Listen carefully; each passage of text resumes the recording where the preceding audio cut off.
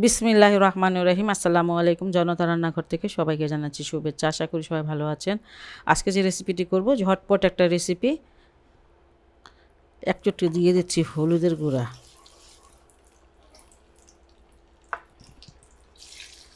আর এখানে দিলাম 4টা ডিম।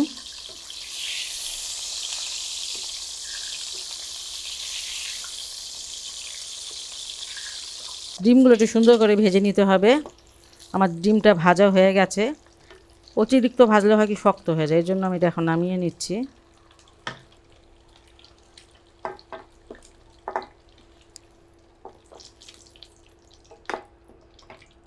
এখানে আমি মিডিয়াম সাইজের 3টা আলু নিয়েছি, আর আলুগুলো এইভাবে কেটে নিয়েছি।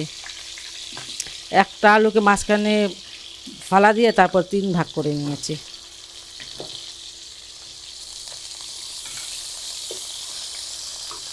একটু লবণ দিয়ে দেব।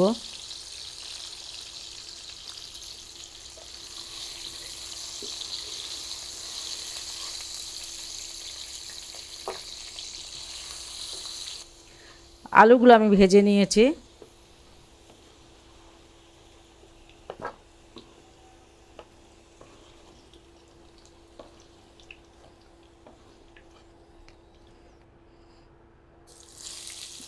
আধা কাপের মতন পেঁয়াজ দিলাম, আর 2টা দারুচিনি, 4টা এলাচ দানা দিয়ে দিলাম। মুখটা ফাটিয়ে দিয়েছি।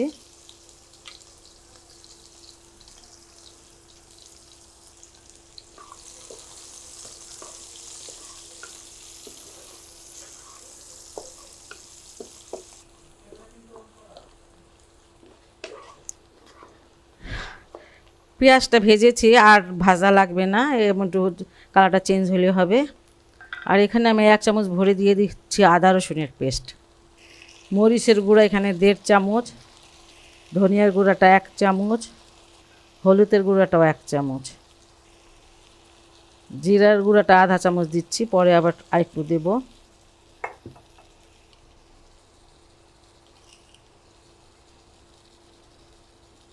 লবণটা স্বাদ মতন দিয়ে দিলাম,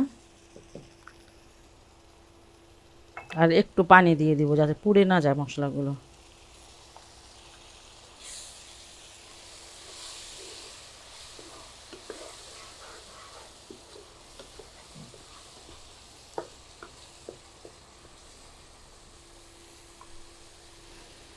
মশলাটা কষানো হয়ে গেছে, আর এখানে আমি চাল দিয়ে দেবো। এটা সিদ্ধ চাল, পাইজন চালটা আমরা যেটা খাই সেটা দিয়ে আজকে রান্না করব।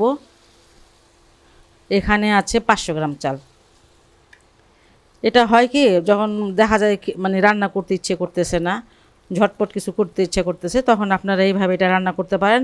খেতেও ভালো লাগবে, আর মানে সময়টা আপনার বেঁচে যাবে। এই চালটা আমি 1 ঘন্টা আগে ধুয়ে ভিজিয়ে রেখেছিলাম, কারণ সিদ্ধ চাল আপনারা যদি ধুয়ে ভিজিয়ে রাখেন তাহলে চালটা হয় কি চিকনও হয়, পরে রান্না করার সময় আর একটু লম্বা লম্বা হয়, দেখতে ভালো লাগে।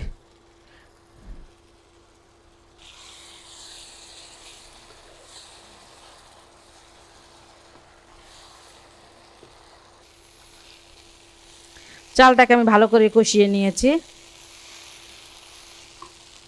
আর এখানে আমি পানি দিয়ে দিচ্ছি। এখানে পানিটা ডবল লাগবে, ডবল থেকে বেশি লাগবে, কারণ এটা সিদ্ধ চাল।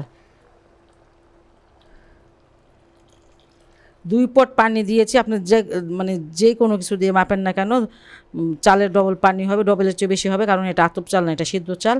এখানে আমি আধা পট পানি বেশি দিচ্ছি।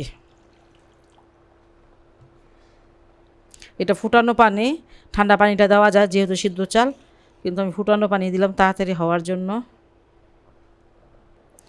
আর আলুটা দিয়ে দেব, কারণ আলুটা সিদ্ধ হতে সময় লাগবে। আলুটা আমি একটু বেশি দিয়েছি, আপনারা যদি একটু কম দিতে চান দিতে পারেন। কোনো সবজিও যদি দিতে চান তাহলে দিতে পারেন, যেমন কপিটা দিতে পারেন।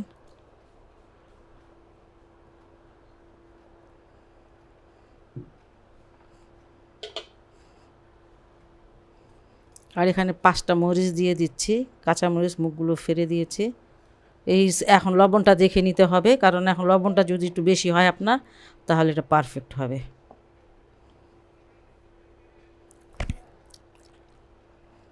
আমি এটা এখন 20 মিনিটের জন্য ঢেকে দিলাম, পরে আবার আপনাদের সাথে কথা হবে আমার। 20 মিনিট পর আমি আসলাম, পানিটা শুকিয়ে গেছে। আর একটা কথা বলতে ভুলে গিয়েছি আমি, যে যখন দেখবেন এটা মানে বলক এসে পড়ছে, আপনি আঁচটা কিন্তু কমিয়ে দেবেন। আঁচটা যদি বাড়ানো থাকে পানিটা শুকিয়ে যাবে, চালটা সিদ্ধ হবে না। এটা তো সিদ্ধ চাল, এই জন্য। যাই হোক, এটা আমি নেড়ে চেড়ে দিলাম, প্রায় ফুটে গেছে, আর একটু ফুটবে। এই যে এখানে আধা চামচ জিরা রেখেছিলাম, সেটা দিয়ে দিচ্ছি। আর এই যে ডিম 4টা।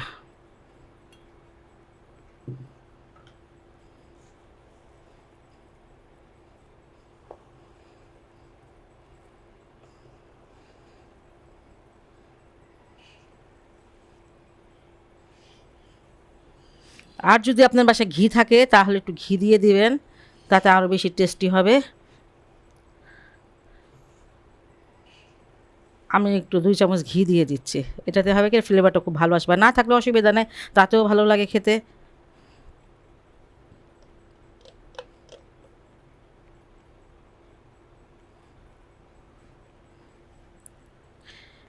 এবার আমি এটাকে কম হলে 10 মিনিটের জন্য ঢেকে, একদম সুন্দর করে ঢেকে রেখে দেব অল্প আঁচে।